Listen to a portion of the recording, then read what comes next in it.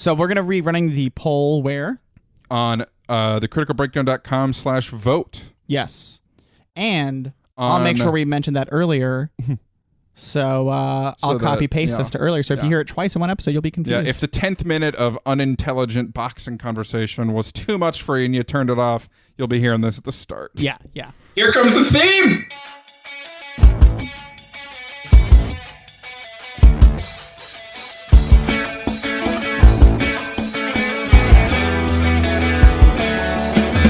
Hello and welcome to The Critical Breakdown, the podcast where we started at the bottom of Rotten Tomatoes and we're working our way to 100% fresh. I'm Max. I'm Scott, and today we're talking Creed, rated 95% on Rotten Tomatoes. Creed. Can you take it any higher, you know? Yeah. So people thought we were talking about the boxing movie, but we're actually going to be talking about the band Creed. It's a documentary made about them. Yeah, it's rated 95% on Pitchfork. Yeah. Never. No. We're obviously watching... I wonder what Pitchfork gave. Do they do Creed movie songs. reviews? No, they just do... they do albums. I don't wonder much about Pitchfork. They were funny back in the day because they hated everything. Yeah. But then I just never did it. So I've never even looked that up. Do they even review that's Creed crazy albums? That you never looked up the Creed review scores on It Pitchfork. could be funny. Yeah. I'm sure they've put like their hours in on making fun of Nickelback. Yeah, I think probably. we all Somebody have by can, this time. it's just, we're not all immune to that. Yeah. Somebody at home, check Pitchfork.com's reviews of the Creed albums. Yeah. Find us your favorite tidbits from them. Ooh. And we'll read them on the air. Yeah.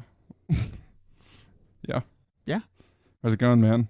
It's going good, man. As far as watching stuff, I've been crazy busy. I just finished up a little short film project I was working on. So most of my time went into that. I did watch a little more Nathan for You. Right on, man. But to finish off that last episode, I wanted to save it for when I was free. Yeah. So you still got one more. Got one more, but we've watched all the way up to there. We'll talk about that last episode once you watch it. Oh, for sure. We'll talk about it on the air, maybe. Finding Francis is the name. Yeah. And we saw the preview for it. It looks insane. Yeah, so. it's very insane. But other than that, man, I haven't been watching I've stuff. been watching the new season of Better Call Saul. Oh, yeah. Yeah. I've heard that a lot of people now, and I'm not saying this myself because I not only have not finished Breaking Bad, but I have not watched any of Better Call Saul. But I know quite a few people who say, this is someone else's hot take, they like this series actually better than Breaking Bad. And there's divisiveness in the people that I've like read and listened to that talk about it that say some of them hope that they do like a full-on concurrent what's going on with his life during the program. Yeah. And some hope they just never touch it and skirt around it. Yeah, they've been like bringing characters from Breaking Bad in, and it's still all very prequel. Yeah. I've heard people who want it to go like right up to the moment where his character's introduced in Breaking Bad, but I'm probably one of those people now who likes it better than Breaking Bad. I think that's fair. I mean, Breaking Bad's great, and I'd like to rewatch it because the first few seasons I watched like in a binge with friends in college, and I need to rewatch it because I need to probably rewatch the second and third season. I remember the first season pretty well, but I was in college myself. I had went back to school and was working full time. I had no spare time. It was such a stressful show that I was doing bad in school watching it, so I had to stop watching it. Yeah. I want to watch it. It's just it's now hard it'll to only affect your work. Yeah, exactly. But it's hard to jump in midstream, so I feel like I need to almost restart the entire series. For sure. And it's a tough one like that, and The Wire is one I've never watched, but I've always wanted to. Yeah. And it's such an undertaking, and my it's brother so well regarded that I've never been able to really sink my teeth fully into it like I should. I think there was like a 3-year period where my brother would send me weekly, you should watch The Wire emails, and I've always meant to, but I never have. Yeah, same here. So I've tried a couple times, but just never gotten latched in. But it's tough, man. I mean, it's intimidating. This is kind of a sidebar already. I love when we sidebar, but we were just listening to some music. We always get amped up before we record, and we were listening to some old Killers songs, some songs by the Killers, and Mr. Brightside. And you mentioned, like, you know, when that Hot Fuzz album came out, they were like everywhere. They were the biggest band. All these songs were out there. I remember right when the album came out, I hated the Killers only because I hadn't even heard them. Everyone kept walking up to me saying, like, you look like you like the Killers. Like, people I hadn't seen in like 2 years would say that to me. And I was like, what the fuck does that mean? You kind of do. And so the thing is, I love the Killers, but I hated them at the time because I was like, what? Fuck you and fuck the Killers. Yeah, I was like, who are you for telling me who I like? So it took me a while to warm up to them. Yeah. But there's this whole thing sometimes where people will hound you to watch something, and you're like, I'll get to it. And you really mean to get to it, because sometimes you just say it to people and you know you're never going to. Yeah. Like sometimes I tell you some stupid shit that I know you're not going to watch, but I'll still be like, you'll like it if you watched it. We know what's going to happen. You kind of got to organically get there sometimes. Like, maybe I would like the Sword and the Stone cartoon, but that's not something you can force on someone. Yeah, you know? yeah. Well, like I genuinely, and I always bring this up. I genuinely think the anime series Full Metal Alchemist Brotherhood is one of the best shows ever made. And I think any of my friends who would watch it would love it, but I would never force it on you. Yeah, guys. it's a tough. I've mentioned it to you, and that's it. And I've never even said you should watch it. I just say it is good. It's orbiting my my radar. You know, it's in orbit. Yeah. Someday we'll reel it in, but yeah. And that's the thing is, like, if it happens, it happens, and I think you'll like it, and that's where I leave it. But I mean, the thing with The Wire is it seems like such a heavy subject matter. Yeah, and that's the same thing with Breaking Bad, where it's been hard for me to just jump back into the middle because I need to be brought back. I need to be what's it called when you reeled? Yeah, reeled in again. So because I know it's too intense where I was at. Yeah, and that's the thing. The intensity makes it tough. It's like a movie like Manchester by the Sea where it's hard to be like, you know what? I'm gonna watch Manchester by the Sea. Like back when I was a kid, I have done that, but I used to catch movies halfway, like on the TV, and then be like, I gotta rewatch this. If I caught like Manchester at any age, like halfway through, I'd be like, I'm gonna go do anything else. I'm not gonna like immediately stop it and restart it because it's too intense in the middle. But it's heavy, man. You get brought in, you get reeled in, so that's true. Yeah. Anyways, Better Call Saul is good so far. It's like a slow start to the season. It's on season 3? 4. Season 4. Yeah. And season 3 ended with a bang. Ooh, literally?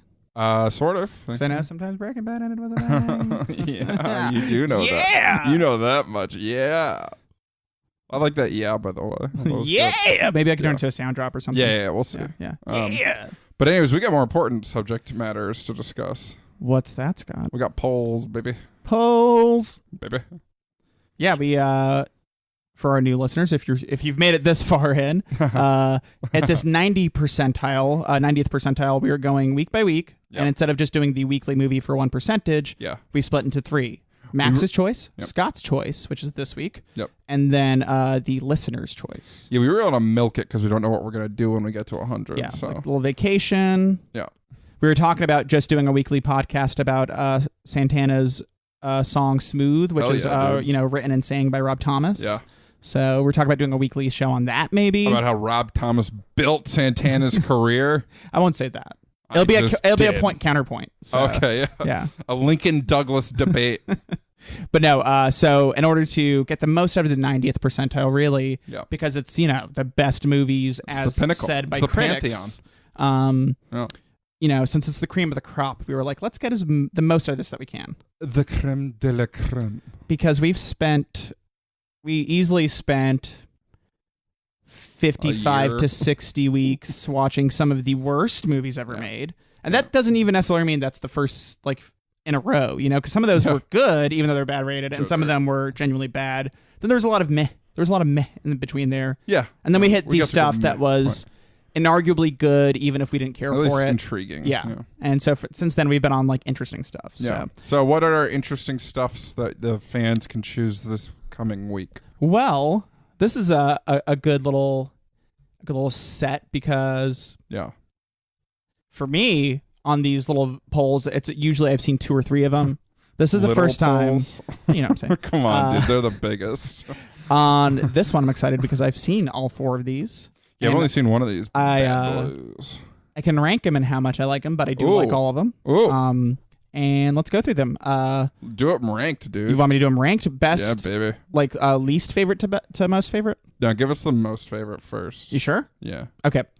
So for this week's nominees, we start with a film I absolutely adore, which is Snowpiercer. Yeah, I knew it. Oh, yeah, I knew it. For sure. We've talked about it before, but it's a really cool science fiction film. It's set in a single location, but they managed to use that very well. Yeah. It's not a single stationary location. No, it's not. Not at all. It's a train. It is a train. I love this film. I don't want to say too much just in case, because you haven't seen it, right? Chris Evans. I have not seen it. I've only seen one of our nominees. Yeah. And Chris Evans is in it. It has a good international cast. It has an international team behind it. It's really, really good. I'm going to vouch for it. I told the story early on in the podcast, I think, but I was one time purposefully 5 minutes late to my job because the one week this was playing in theaters, I went and saw it, even though I knew I had to be at work right when it ended. And so I timed it directly to as a 5 minute. As you could. Yeah. I've done that before. And it was worth it. I loved it. I thought it was great. So, and I was in such a good mood when I went to work, but I really, really like this film. There's some really good video essays about it too. That if we watch it, it'd be cool to watch them afterwards. Yeah, some companion pieces. It's good. It's good stuff. Next up on the list is Nightcrawler. Oh yeah, nice. This is one I've seen. Yeah, and it's. I mean, you can vouch for it. Then it's really great. Yeah, it's Jake Gyllenhaal, and then some nice side characters. Like this was like one of Riz Ahmed's first I would say this is where like most people were introduced to him. Yeah. Maybe not like where he was. He's been in some other stuff, but yeah, this is like because a lot of people I know went and saw this movie, loved this movie, talked about it a ton. So this was the first I kept hearing his name mentioned. Yeah, but even given that it's just a Jake Gyllenhaal vehicle, oh for sure, yeah. He plays such like a strung out insane character in this movie, and it like. He'd been in some good stuff since like Prisoners and stuff like that, but this I think was the first movie where he totally shed the bubble boy. Yeah. This is past. And he's done dark before, like Donnie Darko. Nice. Where he plays kind of a very and Prisoners, you could say, like he has that anti-hero persona where he's there's a protagonist getting what he wants and doing the right things for himself, but they're all the wrong way, basically. Yeah.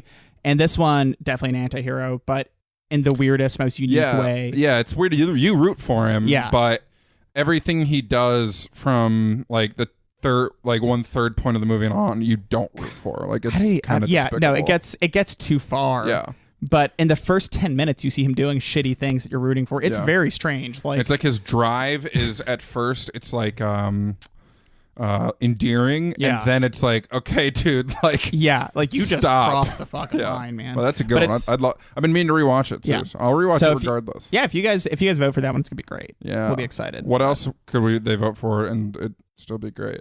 Well, this one's a classic. Ooh. One Flew Over the Cuckoo's Nest. Oh, okay. Yeah, I saw the sequel to Flew Over the Cuckoo's Nest. Yeah, it was a kind of a brain dead sequel, if you will. I won't because I don't get it. Oh, okay. I've never seen it. I know it's a classic. I know. Yeah, no, it's good. It's almost worth seeing to see everyone who's in it and you being like, I never knew that person was young. Like that's gonna blow your mind if we watch this one. Like Christopher Lloyd's in it and he's super young in it. I'm pretty sure. That's weird because I don't think Danny he's DeVito, ever been young. like, and he looks different. Yeah, it's like that. Does he look human? Yeah. But no, at the same time, because they're all in an insane asylum. Just kidding, that's terrible. Whoa. But no, it has one of the best villains cinematically in this film. Just like a character who you, from the get-go, completely hate in a way that this woman's life was probably shit afterwards because she was that good at playing the villain. So tied to it. Yeah, so it's pretty intriguing to see. Feedback. I don't know. Shake them wires out.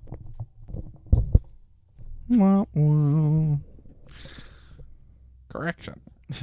Yeah, so after that, and be cool to watch. And who directed that one? Oh God, Sidney Lumet. Maybe. Were you just making something up? There was kind of a shot in the dark.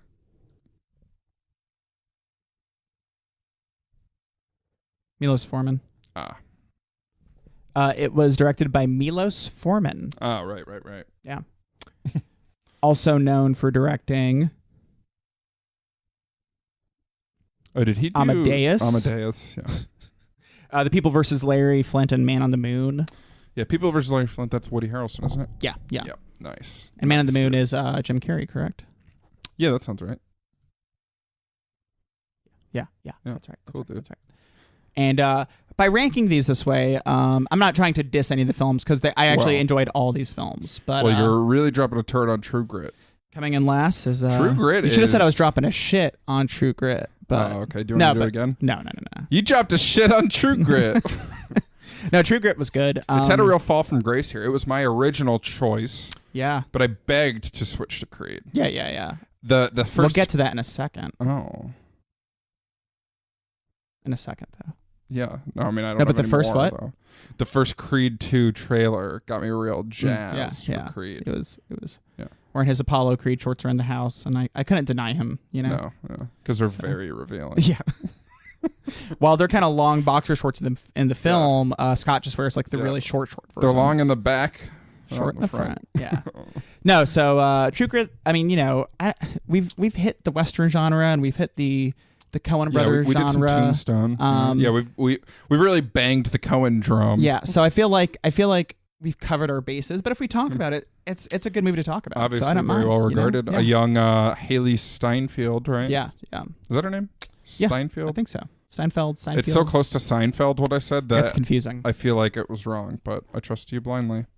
So James Gandolfini is actually how you pronounce it. Oh, yeah, my bad. Nice, dude. You said we had some notes on Creed. Yeah. Do we have audio notes? Yes. Yeah, we got some listener feedback. Wow. And who's this from? It's from one of our most dedicated fans. Oh, okay. Well, let's hear it. Hey, Scott and Max. Thanks for the great episode on Arrival this week. I listened all the way to the end to hear what Scott's pick for 95% was going to be next week and heard that you guys are doing Creed. Isn't this a sequel? And haven't you guys had a policy of not doing sequels during this run of the podcast? Please explain. Thanks. That person didn't give their name. They will remain nameless. Yeah, I had no idea for the audience since that's such a aggressive message. We don't want any. We don't want any negative feedback going their way. Nobody docs that person. And we have so many fans. We have a loyal legion of break clowns that I don't recognize that voice amongst the masses. Yeah. You know? We actually every week we get 3,000 to 6,000 audio messages, and it's rare that one's good enough to make the cut, but this one did. And you know what? I got to be honest. She's got a good point, or he. They have a good point. Yes. Because Creed's definitely a sequel. I legitimately didn't remember the rule. I was so jazzed about Creed, about that DNA by Kendrick Lamar in the trailer. I feel like we haven't had even like a sequel to consider much recently. Yeah, the last one was highly ranked. Tron Legacy was the last time we got in any hot water. Yeah, but even then, like looking at the list of movies to prepare for this percentile, we maybe saw a couple Pixar sequels, and probably that's it. Maybe a Terminator and a Terminator 2 was probably in the best films, and then maybe one or two others. Yeah. But overall, most of the films up here are the first of series, if they are a series. And it's tricky because this one has a Creed 2 coming out very soon. Yeah. So in your head, you think original. And with the rise of what we've mentioned many times before, the pre-boot cool is what they call them, or those kind of films, it's sometimes you forget, you know? Yeah, this is like a soft reboot. It feels normal almost. Yeah, so I would say this is, if you want to say it's not just a sequel, I would say it's a spin-off. It's a sequel and a spin-off. And it can be enjoyed pretty totally without having seen I've only seen the first Rocky movie, and that was a while ago. Yeah. And I know I'm defunct on my Rocky knowledge. That's fine. You know, but they explained most of what I need to know. Yeah, and even the things you, like some of the details like about Apollo being Adonis's father. You don't really need to know the specifics. The theme and the issue is kind of ubiquitous about identity. And also, they don't treat the audience like they're dumb, which is nice because, like, right when we were watching the film, I mean, a couple scenes in, I was just asking, I was like, so that's not actually his mom. That's, you know, his father's wife, and she's adopting him, right? You're like, yeah. And so, I mean, they don't treat the audience like they're dumb. Yeah, there's no kids' gloves. They show you what's going on. There's boxing gloves. But nice, dude. No, they show you what's going on. They tell you what's going on, but they don't treat you like you're stupid, which is nice. Yeah. Because there's a lot of backstory there. Oh, yeah, for sure. But also, I mean, in the pop culture lexicon, plenty of Rocky and the entire series exists there. Yeah, and plus there's like an actual statue of Rocky in Philadelphia. Yeah, so. yeah. And you know what? Creed was on our poll options from the get-go, from the jump. So you've had months, if you had this complaint, whomever you were. This is always. I like that there. You're going in on the listeners. Yeah, this is. I'm going in on fault. us. You know what? This is free content for you, and it costs us money. So we're going to talk about Creed today. Max, what's the plot synopsis for Creed? The former world heavyweight champion Rocky Balboa serves as a trainer and mentor to Adonis Johnson, the son of his late friend and former rival Apollo Creed. Yeah. It is kind of a coming-of-age story when you think about it. Yeah, it's like a father-son / coming-of-age / into your own kind of movie. Into your own. I mean, it's coming of age, but he's of age already is the thing. He's not an adolescent, but he is going through the transformation you go through in a coming-of-age story. Yeah. And it's a good movie. It's really good, man. I'm a big fan. I like this team, both in the film, like on the screen and behind the camera. Yeah, we got Ryan Coogler directing and writing. Mm-hmm.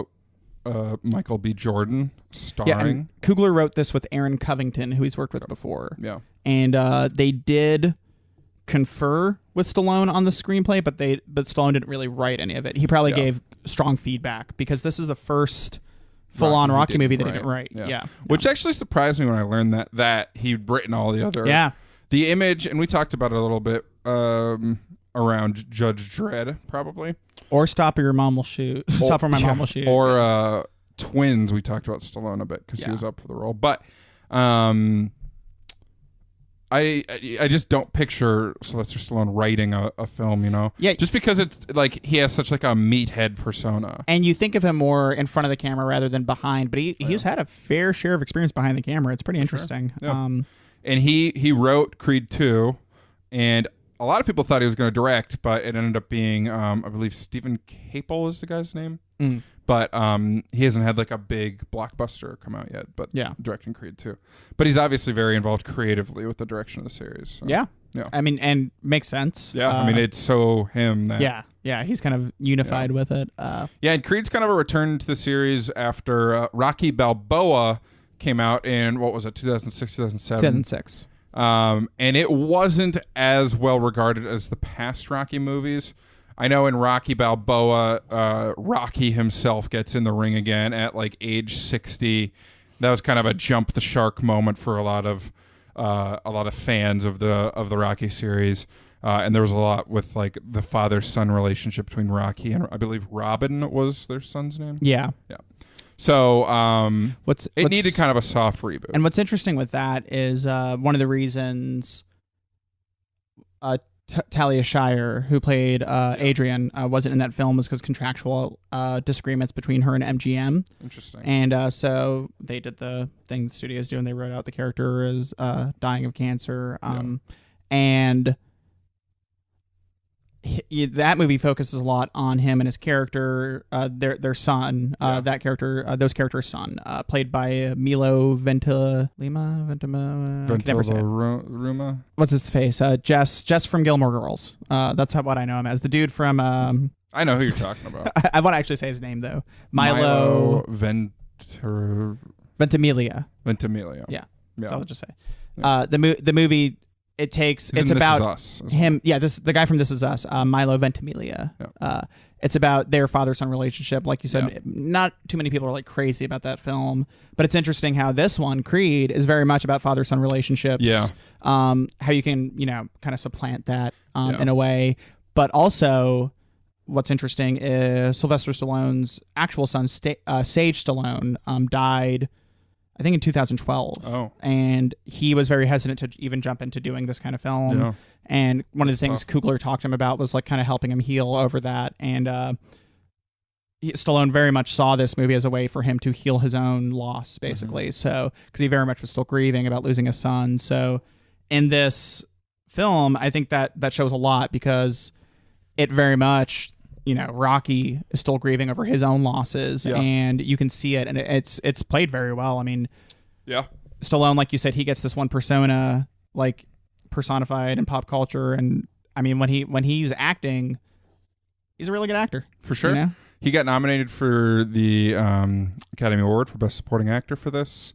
I want to say he won the Golden Globe for Best Supporting Actor. I think so, because I think in his acceptance speech he might have mentioned that he lost his son, like I dedicated it to him, and I think the film was dedicated to Sage Stallone. Yeah, and I mean, that's tough to lose your son. I imagine. Yeah, I can only imagine, but he definitely channeled it in this performance because there's a lot about.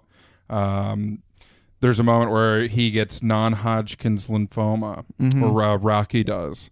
And he's going to give up. And he's going to say, Adrian was everything I had, and I would give the rest of my life for just for her to have one more day, Yeah. And he's like, I want to go join her again. And then it's kind of on Adonis and Bianca to kind of bring him back. And it's an interesting discussion because, I mean, I've pondered subjects like this recently because I've known people that are suffering with stuff, and I have some family members that are going through things. And I don't think at all that it's necessarily wrong to decide, I've had a great life. I'm going to go ahead and call it here. Yeah.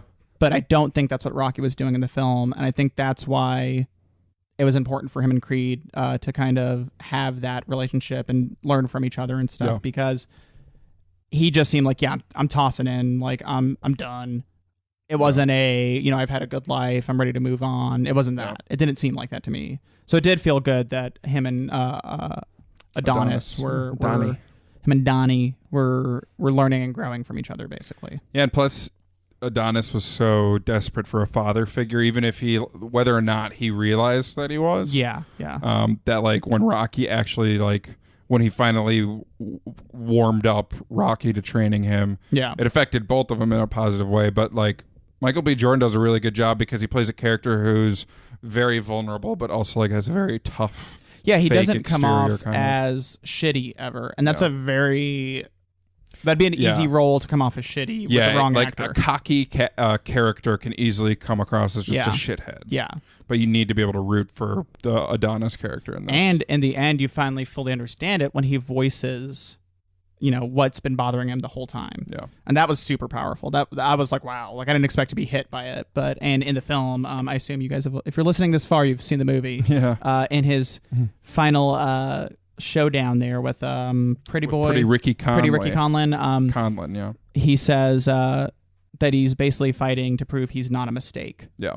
And I was like, wow, that's awesome. And it's cool sometimes. Films can do that. You can drop the straight up theme of the movie if you've earned it. You could say it point blank, and if you've earned it, it's great. For sure. Not a lot of movies can pull it off like that, but that was good. No, and the whole movie builds up to that kind of moment because you start off with Adonis in like juvie. Yeah. And they've talked about how he's bounced around different foster homes and never stuck. And then Marianne, who is Creed's final wife, or maybe his whole life. I think she was. Yeah. And Donnie was a bastard. I guess, right? He was a child of infidelity. That's never he didn't even know who his father was when he met her. I thought I couldn't tell because he was fighting, but she was like, "I know your father." Yeah. And he was like, "Who's my father?" Yeah. Like that's what he stopped and kind of considered. And Apollo Creed had died before he was born. Yeah, so in Rocky IV, Apollo Creed dies in the ring against Ivan Drago. Mm-hmm. And I mentioned it to you, and I think we've mentioned it before, but the Rocky series just has the best naming of their. I was looking up just trivia, and we got Apollo Creed, Clubber Lang, Ivan Drago. What's the one from Balboa? Mason Dixon. And then there's Pretty Ricky Conley, and and then Adonis Creed is like the perfect name for the cocky son of a heavyweight boxer. It's good. Yeah, I also like that the gym was the Delphi gym, so it's like very much a Delphi boxing Greek studio. God and goddess and all that stuff. Like they have the whole pantheon in there. That's fun. Yeah, it's very cool. I mean, and that's Stallone because all these characters are based on him. It was smart planning on his part. Yeah, he knew what he was doing. Yeah. So there's probably like a ton of boxing trivia that I can't even imagine in this series because they have actual boxers. Yeah, they're inspired by events sometimes, but not fully. Yeah. All the boxers in the movie, like the characters that are boxers, are played by actual boxers. Like there was a character, Danny Wheeler, was named Flyboy Wheeler. And he was played by, I believe, the boxer I didn't write down, but I believe it's Andre Ward, who was like a longtime champion boxer. Yeah. And then Ricky Conlon was played by Tony Bello, who was also a longtime boxer. Isn't his name's like the Bomber or something? I don't know the actual boxer's name, no. But he did a really good job, all things, because like he's not that important of a character in the movie. Really, the movie's about Michael B. Jordan, Sylvester Stallone, and then Tessa Thompson plays Bianca. Yeah. The paramour to young Donnie, and she's awesome. Yeah, she's great in it. Yep. Also, Stallone pointed out the antagonist of the film at one point, which was it's Adonis himself. Yeah, his own hang-ups in life or his own real enemy. They do it really cool in the movie. Like while they're training, they go right in front of the mirror. He's like, every punch you throw, he's throwing one back at you. Yeah. It's like, that's who you're fighting in the ring. It was cool. It's a cool. And then, I mean, you're right, because then with Conlon, when he wins by a split decision. Judge's decision. So the final fight. They basically have knocked each other out numerous times and gotten back up and kept fighting, and they're worse for wear, about to both just fall apart, and he wins. But then he also grabs Adonis, and he's like, "You're the future of the sport." You know? And it was cool. It was good to see. Yeah, and Ricky Conlan's thing was like he was going to prison. Yeah, he was like on his way to prison for something. I forget exactly what it was. Racketeering. Yeah. Oh, okay. Yeah, so that's why this was his last fight. Yeah. Okay. They said you need to fight right now because you got to be able to pay for your kids' college. I thought it was that he had to pay himself out of debt from bad bets so that he doesn't end up in trouble. I missed that point. Prison, okay, yeah, that makes sense. So Donnie is kind of doing his own fights in Mexico. There's a really cool shot, like right at the start of the movie, of him down in Tijuana boxing. Yeah, and there's like a long one take where it's just Donnie going into the ring, getting ready to fight. You get to see this whole seedy bar, and he basically instantly knocks this guy out. Yeah, but it's really cool the way it's filmed. All the boxing's filmed in a really cool way. I know we talked about in The Fighter that the boxing in a boxing movie barely matters. Yeah. But when you're doing a boxing movie and you make the boxing look really cool, there's very few things more satisfying than that. Yeah, and part of that is, and we watched some of the behind the scenes, but like Michael B. Jordan was actually in there taking some licks. Yeah, I looked up on that. Apparently, in every single Rocky movie, Stallone's been knocked down in a fight for the camera in real life. So. Michael B. Jordan felt he needed to carry on with that legacy. Yeah. And another thing I read was in like the final fight there, they actually had to do that scene twice because the boxer's shoulder like blocked the camera when he first got knocked out. And then they got it the second time, but both times like he's getting rocked. Yeah, that's crazy. And they talked to, I don't know if it was actually Tony Bello doing the punch there, but whoever it was, they said that he was punching at about 30%. Jeez. And it just still knocks him out cold. But it works to the film's credit because they're showing this now in the film, which, I mean, whenever you can use practical, it's better. And I'm pretty sure they used like a really high-speed camera that would capture it slow motion, basically, because it was like a really good slow motion. Yeah, because he like crashes to the floor of the ring and like he bounces off. You see and like his whole body the ripples. muscles like rippling. Yeah, so it's crazy. It's cool. It's a cool shot. So they at least like the boxing. It's not that it barely matters, but like it's never the main point of the movie. No, I mean there's always something else, and the boxing is the vehicle, like you said. But at least here what they do is they make it cool to watch it. Yeah, like every fight is a cool sequence. Yeah, because I always think whenever I discuss boxing films, the first thing that pops in my head is just how cool Raging Bull looks with the black and white and the slow motion stuff in there, and it's just like a very popping image. And so this one was almost on the level with that, basically, of like how much the boxing pops. Yeah, because in The Fighter, like we said, they were using period accurate cameras, and it just looked kind of looks grainy, and and maybe it was fine. Choice, it was fine. I mean, the movie is still great, but but in this, it's not great because of the boxing. Like visceral, like you're trying to flinch when a punch gets thrown. That's fun. Yeah, so. And then like they're in the corners spitting up teeth and blood, and that was pretty gross. There's one scene where at the end, like entering the final round or one of the last couple rounds, where Donnie's whole eye is just swollen over, and the doctor's over there. They'll end the fight if that's happening, and he covers his good eye and holds up like 2 fingers, and the cut guy taps his neck twice, so he says 2. Geraldo, the cut guy looked just like Geraldo Rivera, which was pretty funny. So he's tapping his neck.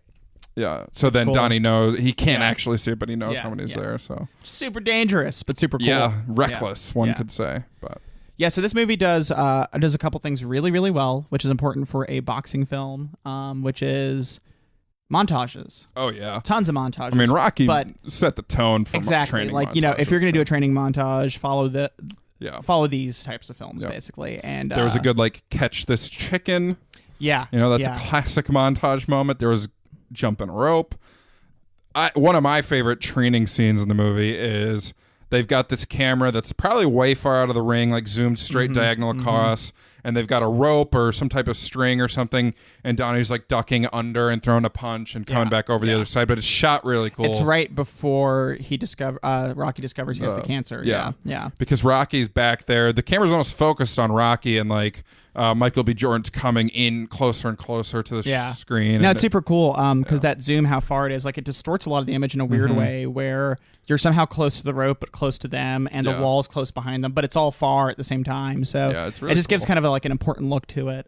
For sure. I really, really liked the when when Adonis starts to come into his own and he's out there jogging, and then all the streets of the kids on the ATVs and dirt bikes and stuff on the streets of Philly are just around him, and he's like racing them at points, and they're just like screaming, and there's powerful music playing. You're just like, man, this is great. It felt awesome. And like basically. right before that, it was revealed. So he goes by Adonis Johnson throughout the film. Yeah. And right before the first fight they have, like the opposing boxer's trainer and father is like, we got to tell people this is a creed because it gets even more eyes on this and this. And Rocky's like, the kid wants to make his own name, like let him do it. And then Adonis beats that guy pretty easily, the fighter. And the trainer was pretty bitter because he always wanted Rocky to train his son. And Rocky wouldn't. He refused. But then he started training Adonis, who was just like this new kid, Hollywood Adonis Johnson. Yeah. And so then he leaks it to the news that he's actually a Creed and stuff. And then one of the kids says something to Adonis about it. He's like, "You're Apollo Creed's son, right?" And Adonis is like, "Yeah." And the kid's just like, "That's cool." Or he says like, "That's what's up." That's what's up. Yeah. And like at other points in the movie, people are talking about how like, oh, like you're half the man your father was. Like your father could have beat the shit out of you, like stuff like that. And so he's always wrestling with this. And for some reason, that kid just, that's what's up. Yeah. Totally fine with it. It was just cool. I think it's because it comes from such like a small position in the world. It's just this kid on like a stupid bike, just like, that's what's up. And then he just speeds off doing a wheelie. Yeah. And I mean, I don't know how you can be in a bad mood after that. For sure. And then the other thing they do with like the montages and stuff throughout the movie is they tease that like classic Rocky theme. Yeah. And they never fully give it to you until the moment you're talking about when he's running through the streets, all the kids are flying by him on the dirt bikes and the ATVs, and then they hit you with the full theme. Yeah. But then they stop it again. And then at that final fight in London, they bring it to you again. Because I think with force. the dirt bike part, with the bike part, I think it was like almost like a remix version where it builds up to it, drops a couple bars of it, then stops. Has like some hip hop themes in it too. Yeah. And the classic, full on classic, you embrace it at the end. It's cool, man. Yeah, it's really cool. Like, because you're expecting it, you want it. They tease you with it a few times. Also like that. And then you get it. They do a lot of the original, like callbacks to training moments and stuff, but they never give you the stairs until the end. Yeah. And then it's not the same thing. It's Rocky doing the stairs, which felt like even better after because his cancer. Yeah, he's like stumbling up them almost, and it's good. I mean, it's cool. It's a good way to do it because it would have been so easy to just have him run up the stairs during himself. the montage, but it would have been like a cool moment, and that's it. But that's what I like so much about the movie. It would be easy to, in the montage, have the stairs and the meat locker and all those classic Rocky things. But this isn't just like a rehash or a reboot. It is a modern retelling of the same story. It's like Adonis comes from money, and that's a big thing. Like he's wearing cool sunglasses throughout. He's got the cool car. He doesn't have to work stuff ever, like that. obviously. Yeah. And it's because he is a Creed. Yeah. But he doesn't want that life, and there's just so much cool stuff that they do to actually make it different. At its core, it is a similar story about the underdog boxer against the champion, and it's really cool. And then the romance in this movie, I think, is really cool too. Him and Bianca. Bianca's a great character, played by Tessa Thompson, as we said. But I mean, we always bring up that a lot of films will have just the most flat female characters because they're just there to cross off love interest on the list. Yeah, they're not there to have their own development. And but one this cool movie thing, has it for sure. And Tessa Thompson worked with Coogler to make sure that her character was like fully realized, and they talked about a lot of it. And she's actually a musician in real life, so that's cool. She was able to work on some of her own music in the film, which is cool. So so her character is a musician. She does, I don't even know what you'd call that genre of music, like trance, synth trance. Yeah, like. This is probably not right. Hip hop, jazz, trance. Yeah, synth hip hop, jazz. Man. So that works. Yeah, it was cool. Yeah. But then the kind of twist with her character is she has like degenerate hearing where it's getting worse and worse. So and she's a musician, so that's the worst thing tragic, that can happen. Yeah. And you don't really put it all together until like he wants to take her out for cheesesteaks. And right as she slips out the door, she just puts her hearing aid in and walks out. And that's like the first time you see that something's up with that. Yeah. And then there's some other cool moments with it, like when they were like kind of fighting at one point after Rocky gets sick and tells Adonis that he's not going to pursue any type of treatment.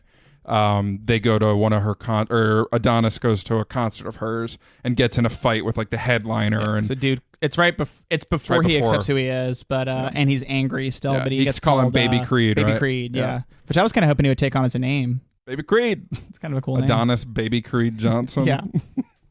It's tough to be intimidating when baby isn't your name. Yeah, right? then you get your ass kicked and you're like, damn, okay. Yeah. And then you kick someone's ass and you're toddler Creed. And you just grow up throughout your career. So you're Daddy Creed, there you go. And then you're middle-aged Creed. And I think in the next film he is Daddy Creed. Oh, Daddy Creed too. Anyways, they get in this big fight afterward because obviously he punched a musician at one of her concerts. Yeah. He's like banging on the door. She doesn't want to hear it. She just takes out the hearing aids. It's harsh. Powerful. But it is really tragic. She's very pretty. She's very pretty. That's all we got to say. And she's a sharp character in this. Oh yeah, she's not just a pretty face. She's not just the music. She just challenges him throughout. Yeah, I mean, you're right. I'm not saying like you're diminishing her. No. But she's better than me in every single way possible. Yeah. Actress and character, so I'm cool with it. Not every way possible. I have never heard her podcast, so there you go, bud. There you go. I've heard yours, and it's great. Thanks. It's this one. So this cast is good. Yeah, and it's a tight little cast, you know. There's this Felicia Rashad plays Marianne Creed. She was really good too, man. Yeah, she doesn't have a ton to do. Yeah, she's minor, but you feel the love from her. Yeah, like it would be very easy, and you could see in her first scene she's conflicted meeting him. Yep, because she knows that like he's a bastard child, and it's her husband cheated on her. But this child also has no family because his mother died too, and that it's the last new living piece of her husband. And she knows it's not his fault that he exists. And that's very powerful, I think, to have a character, even minor, who completely loves him, never treats him different than being her own child once she gets him. Yeah. And definitely is constantly trying to get across to him that, like, he's fine in his world and he's loved and he should be as good as he wants to. He doesn't have to fight. And they get into a small argument and he leaves, but it's because she's worried about his safety because she's seen what happens to her husband, So it's a cool, powerful thing. And then she sends him the Creed Johnson shorts. The Creed Johnson. The modified Creed shorts. And it's super Creed awesome. on the back and Johnson on the Johnson. And then it's just nice to cut back to her, like, rooting for him. Yeah. It's very easy to take that and make it a bad, like, influence in his life, and they don't do that. Yeah. And I think that's the best thing about this film is that there's so many easy things, like we said, the training, they don't do it a hard way. They just do it a way that's satisfying. Yeah. So... and I think, Ryan Coogler now has gotten even more fame since Black Panther was so good. He's 2/3 of this movie is a Marvel character, basically. 2/3 of this movie is a Marvel character. Well, just the main people are involved in Marvel. Okay, properties. no, I see what you're saying. Yeah. You got Coogler, who did Black Panther with Michael B. Jordan. Yep. You have Stallone, who's been in Guardians of the Galaxies. Right? Not Nova Corps, but the Ravagers. The Ravagers. And you have Tessa Thompson, who is Valkyrie. Yep, and Felicia Rashad, who plays Thanos. That's correct. Yep. No, but it's it's But there's obviously a ton of talent here. So I'm sad that Ryan Coogler's not coming back for Creed 2. Mm-hmm. I was reading. What's he doing next? Probably like Black Panther 2. I guess that makes sense. Like they're probably gonna. I imagine they'll jump right back. They find his old tweets.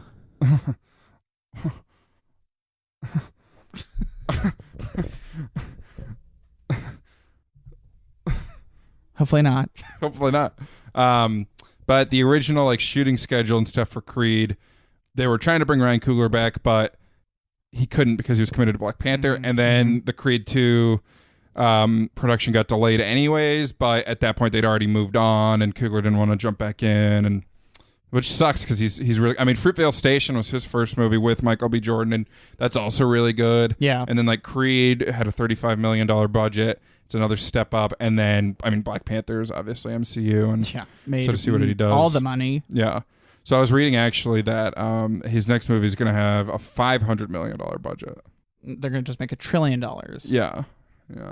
That'd be way too much money. Yeah. But still, too much, dude. Dude, it's a good movie. Yeah. It made a lot of money. Tell me about that. How much money did it make? 110 mil at the domestic box. Off a $30 million budget? 35. $35 dude. million budget? Yeah, it opened at number 3. Yeah, Owen. By the way, when did you get here? He's been here the whole time. Wow. Whoa. Whoa. Whoa.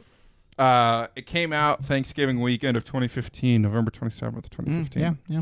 It opened at number 3 behind week 2 of the Hunger Games Mockingjay Part 2, which sucked.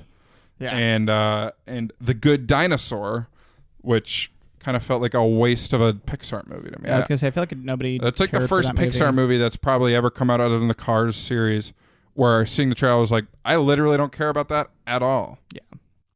Yeah, this is like the only time we'll ever mention that movie on here, probably, unless we do like a Pixar ranking. It's actually later. your 95%.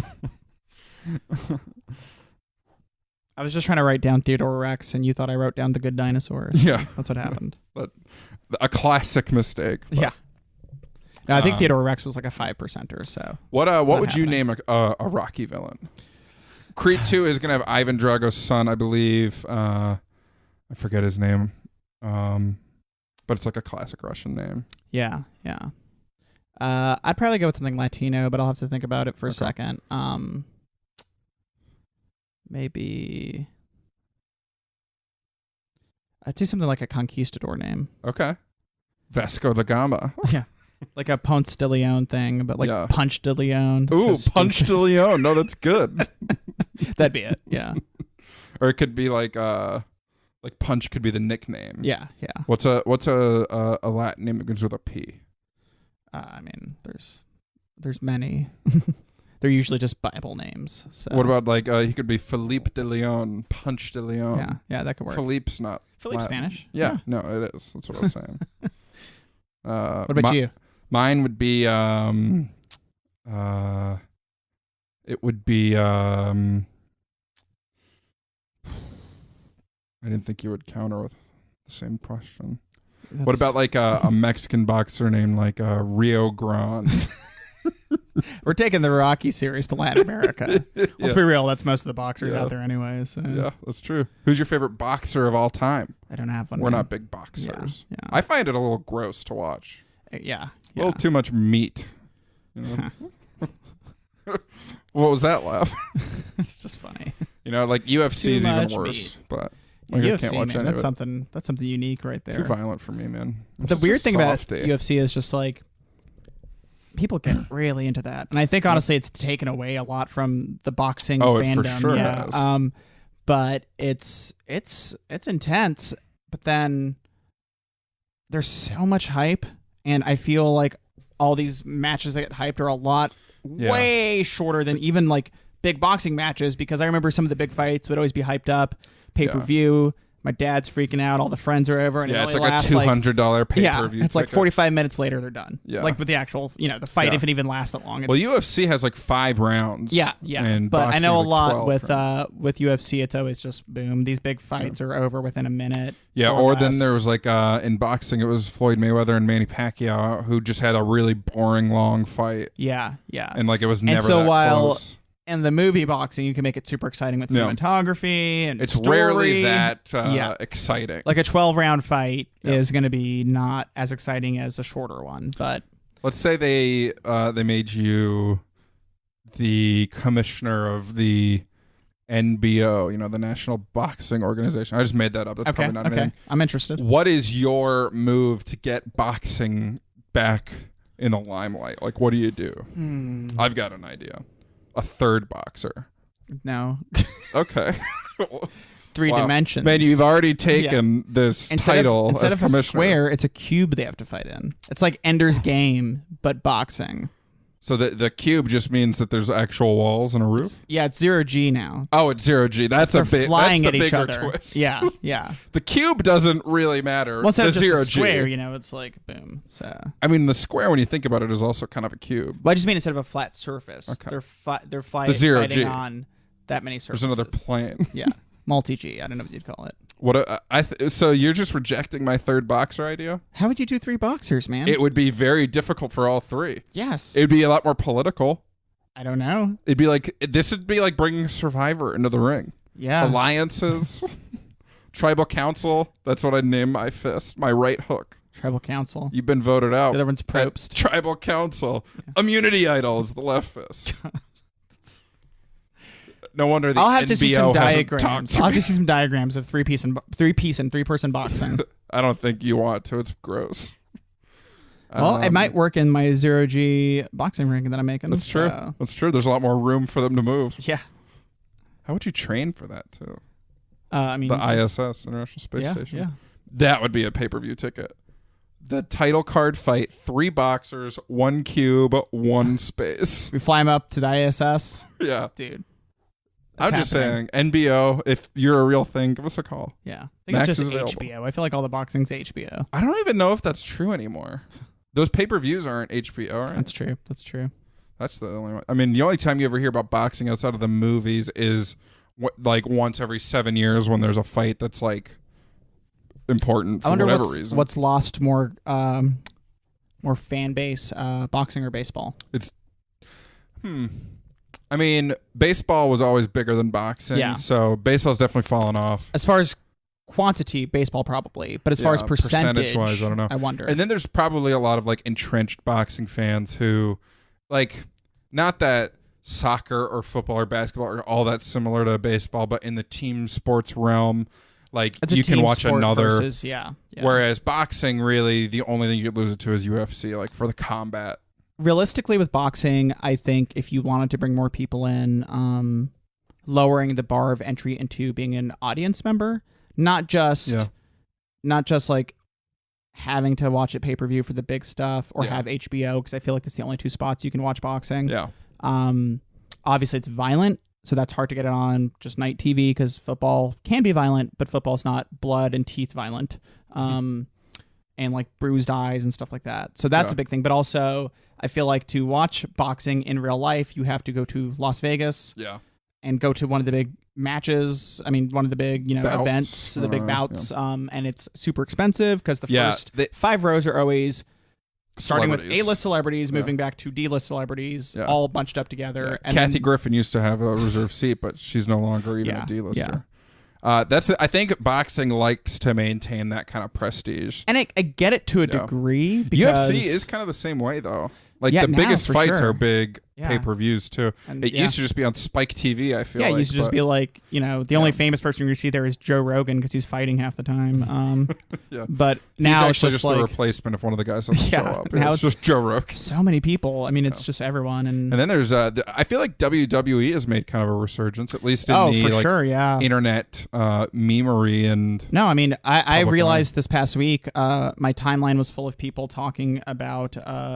Dragon Ball Z, World of Warcraft, and wrestling. And I was like... What year is it? Yeah, I was like, this is my life from like 97 through like 2001 has resurfaced somehow. Yeah. So that's weird. Yeah, it is weird. But yeah, so... But like Brock Lesnar went from UFC to WWE, and so did Ronda Rousey. Yeah, she's making her... Is she the current... I believe she has the belt. Maybe. I don't keep up with that. It's all scripted. Yeah, but that's fine. Yeah, it's fine. Most of the content you I watch have is to be an scripted. athlete to do that. Yeah. Maybe the matches have desired endings for them, but there's no way you're doing that stuff without skill. Yeah. That's where I leave it. I am not interested in watching wrestling now. I know a lot of people I've never watched it. I used to watch it, but and I loved it when I watched it. But I'm not interested in it now, but I'm cool with it that people like it. Sure. Yeah, that's awesome. It's cool. Yeah. It's a fun little... Like we dress up. We don't dress up. We sit around a table acting like we're wizards and warlocks and monsters. Yes, we do. Once a month at least. So hopefully more. Yeah. So I'm not one to judge is what I'm saying. I've been to a monster truck rally before. I went when I was really young. I went when I was 24. There's definitely an appeal to it, even as just like being an alien in that universe. Yeah. So like I would go to a Hell in the Cell, Oh, for sure. I went to a football game this past year. I'm historically been on record many times as just not being interested in football. Yeah. But man, I had a blast. Yeah, and our Panthers are coming out again. Yeah, so you eat a soft pretzel, maybe. Yeah, you just have a good time. I'm big into stadium food. So does boxing have stadium food? Probably not. It's probably too prestigious. Yeah. Well, there's just probably too much blood flying around, man. yeah. You can't eat a corn dog when there's blood in your ketchup. But no, I mean, the same joke. Yeah, nice, the electrifying feel of the audience is always fun. Yeah. So. Oh yeah. When you're there, even baseball, which is pretty boring. Yeah. When you're there, you're surrounded by those smells. It's a good time. There's the kiss cam is going. They get those sausages running around the outside. Yeah. Everyone's having a good time. I think that's what it comes down to with boxing is I'm sure more people, if it was more accessible, would love to go and have a good time. Yeah. But it just has a certain image it's trying to uphold. So while they're staying with that, I think it's... I mean, it must be making enough money because Floyd Mayweather is still one of the highest paid That's true. athletes. And he only fights like twice a year. I think there's a big international appeal to it still too. Okay. Joe might be able to. Our friend Joe might be able to give us some insights. Yeah, Joe. If you made it this far in our podcast, give us some boxing thoughts, man. Yeah, man. But I have no more boxing thoughts or Creed thoughts. It's a very good movie. Yeah, same. It's both a sequel and it's not a sequel. It's a spin-off. So whomever said that, back off. But still send us your thoughts, folks. Back off, but keep sending in your thoughts. Please. Yeah. So we're going to be running the poll where? On thecriticalbreakdown.com/vote. Yes.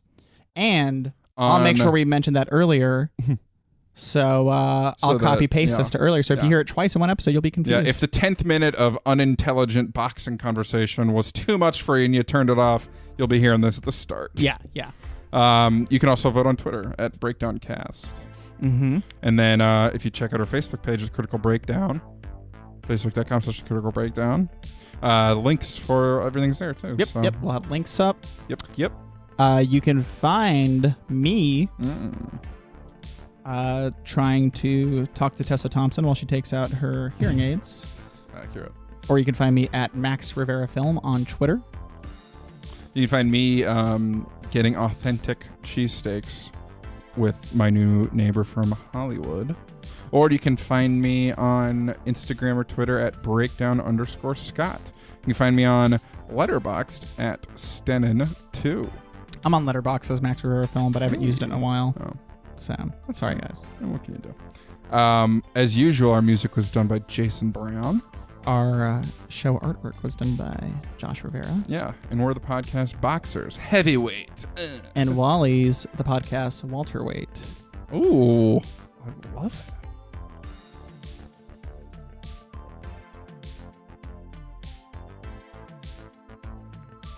Next week on the Critical Breakdown, we're gonna watch Pan's Labyrinth, directed by Guillermo del Toro, rated 95% on Rotten Tomatoes.